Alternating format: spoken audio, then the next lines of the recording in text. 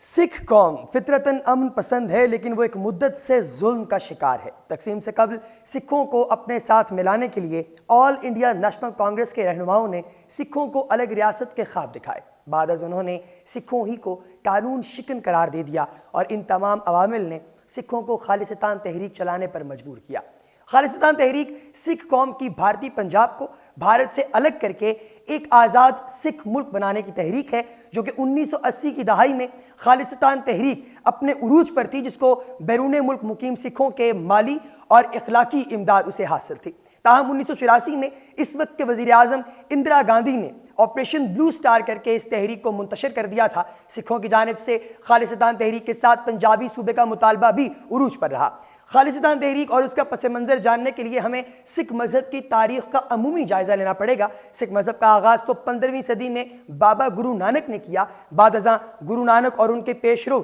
9 گروؤں نے سکھ عقائد کو آنے والی کئی صدیوں تک فروغ دینے کا کام کیا، لیکن 5ویں گرو ارجن کے دور میں سکھزم صحیح معنوں میں مستحکم ہوا۔ گرو ارجن نے امرتسر کو دنیا بھر کے سکھوں کے لیے دارالحکومت قرار دیا اور سکھوں کی پہلی مستند مذہبی کتاب ادھی گرنتھ مرتب کی۔ تاہم گرو ارجن کے دور میں ریاست کی جانب سے سکھزم کو ایک خطرہ سمجھا گیا اور سن 1606 میں گرو ارجن کو پھانسی دے دی گئی۔ ریاستی مظالم سے تنگ 6 گرو ہرگوبند نے سکھ کمیونٹی کو عسکری تربیت دینا شروع کی تاکہ وہ اپنے خلاف ہونے والے ظلم کا مقابلہ کر سکیں۔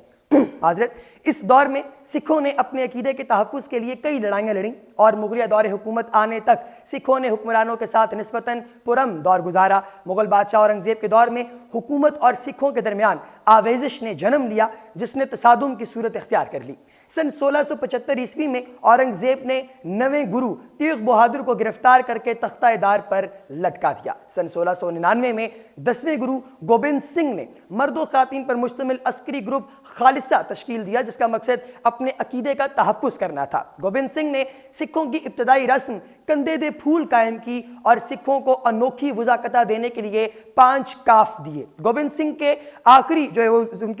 سکھوں کے آخری گرو تھے اور اب سکھ ان کی تعلیمات پر عمل پیرا ہیں۔ سکھوں کے پہلے عسکری لیڈر بندہ سنگھ بہادر تھے، جنہیں 1617 میں ایک گرفتاری اور پھانسی تک مغلوں کے خلاف زبردست مہم چلانے کا اعزاز حاصل ہے۔ 17ویں صدی کے وسط میں سکھ ایک بار پھر منظم ہوئے اور اگلے 50 سالوں میں انہوں نے خطے کے زیادہ سے زیادہ حصے پر اپنا تسلط قائم کیا۔ سن 1799 میں رنجیت سنگھ نے لاہور پر قبضہ کیا اور 1801 میں پنجاب کو ایک خود مختار ریاست قرار دے کر خود کو مہاراجہ کا لقب دیا۔ اس نے ایک ایسی ریاست میں کامیابی سے حکومت کی جہاں سے اقلیت میں تھے اور سن 1839 میں مہاراجہ رنجیت سنگھ کی موت کے بعد اقتدار کے لیے ہونے والی جنگ نے ریاست کو 2 لخت کر دیا۔ سن 1845 میں سلطنت برطانیہ نے معذرت کے ساتھ اندرون خانہ ہونے والی لڑائیوں کا فائدہ اٹھاتے ہوئے سکھ فوج کو شکست سے دوچار کیا اور ان کے زیادہ تر علاقے پر قبضہ کر لیا۔ 4 سال بعد سکھوں نے دوبارہ برطانوی فوج پر حملہ کیا، تاہم اس میں بھی انہیں ناکامی کا سامنا کرنا پڑا، لیکن اس لڑائی کے بعد انگریزوں اور سکھوں کے درمیان تعلقات خوشگوار ہو گئے اور سکھوں کی بڑی تعداد نے بعد میں برطانوی فوج میں خدمات سر انجام دیں۔ تاہم یہ دوستی زیادہ عرصے نہیں چل سکی اور اس کا اختتام 1919 میں امرتسر کے جلیانوالہ باغ میں ہونے والے قتل عام پر ہوا، جس میں ہندوؤں اور مسلمانوں کے ساتھ بڑی تعداد میں سکھ بھی مارے گئے۔ یہ برٹش انڈیا کا ایک شرمناک واقعہ تھا، جس کا خلاصہ کچھ یوں ہے کہ اپریل 1919 کو برطانوی فوجی دستوں کے کمانڈ کرنے والے جنرل EH ڈائر نے مظاہرین پر براہ راست فائرنگ کا حکم دیا، جس کے نتیجے میں تقریباً 400 افراد ہلاک اور 1000 سے زائد زخمی ہو گئے تھے۔ طاقت کے نشے میں چور اور ہندوستانیوں کو کیڑے مکوڑے سمجھنے والے جنرل ڈائر کے نزدیک یہ قتل عام پنجاب کو اخلاقی سبق سکھانے کے لیے ضروری تھا اور حکومت برطانیہ نے معاملے کی نزاکت کو سمجھتے ہوئے جنرل ڈائر کو کسی سزا کے بغیر قبل از وقت ریٹائر کر دیا۔ کچھ مورخین کا کہنا ہے کہ سانحہ امرتسر میں برطانوی راج کے زوال کی اصل بنیاد ہے اور اس کے بعد ہی تقسیم کے لیے جدوجہد میں زیادہ تیزی آ گئی تھی۔ 1947 میں ہونے والی تقسیم کے بعد ہندوستان میں رہنے والے سکھوں کے ساتھ برا سلوک روا رکھا گیا، کیونکہ اقلیت میں ہونے کی وجہ سے وہ تقسیم کے وقت اپنے لیے علیحدہ ریاست کا مطالبہ نہیں کر سکے، لیکن تقسیم نے انہیں ان کے گھروں زمینوں ان سب سے محروم کر دیا اور سکھوں کے لیے الگ ریاست کے مطالبے کو حکومت ہند نے کبھی تسلیم نہیں کیا۔ ان تمام عوامل نے سکھوں کے غصے کو مزید بڑھا کر دونوں مذاہب یعنی سکھوں اور ہندوؤں کے درمیان سیاسی مخاصمت پیدا کر دی، جس کے نتیجے میں متعدد پرتشدد واقعات بھی ہوئے۔ اسی دور میں ایک سکھ مبلغ جرنیل سنگھ بنڈڑوالا جو ہیں، انہوں نے سکھوں کے رہنما کے طور پر سامنے آئے سب کے اور علیحدہ ریاست کے لیے کوششیں شروع کیں،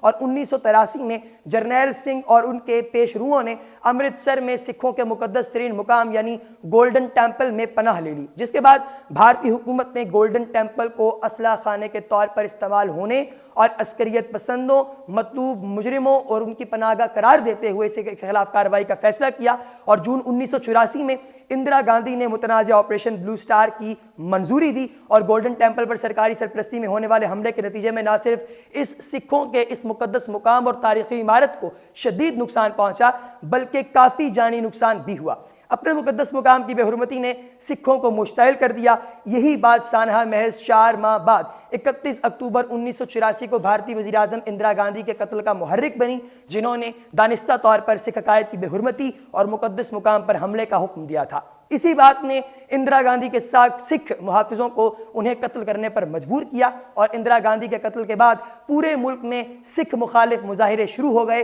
حکومتی اعداد و شمار کے مطابق 4 دن جاری ہونے والے ان پرتشدد واقعات میں 2700 سکھ قتل کیے گئے، لیکن اخبارات اور انسانی حقوق کی تنظیموں کے مطابق اس بلوے میں قتل ہونے والے سکھوں کی تعداد 10,000 سے 17,000 کے درمیان ہے۔ سکھ کمیونٹی تاحال اس قتل عام کے ذمہ داروں کے خلاف کارروائی نہ کیے جانے پر کشیدہ خاطر ہے۔ اس سے قبل سن 1966 میں سکھوں کے مطالبے کو مانتے ہوئے بھارتی حکومت نے پنجاب کو 3 ریاستوں یعنی ہریانہ، ہماچل پردیش اور سکھوں کی اکثریت والے حصے پنجاب میں تقسیم کر دیا تھا، تاہم یہ عمل بھی سکھوں کا غصہ کم نہ کر سکا، اور حکومت کی جانب سے روا رکھے جانے والے مذہبی اور لسانی تعصب اور ریاست پنجاب کی حدود کم ہونے کی وجہ سے انہوں نے بھارتی حکومت کے سامنے اپنے مزید مطالبات پیش کیے، جنہیں حکومت نے سنجیدگی سے نہیں لیا۔ ایک عرصے تک سکھوں کی اکثریت پر مشتمل ریاست مشرقی پنجاب میں صورتحال پرامن ہے اور خالصتان تحریک کمزور پڑ گئی ہے، تاہم اسی سال مشرقی پنجاب میں امن و امان کی صورتحال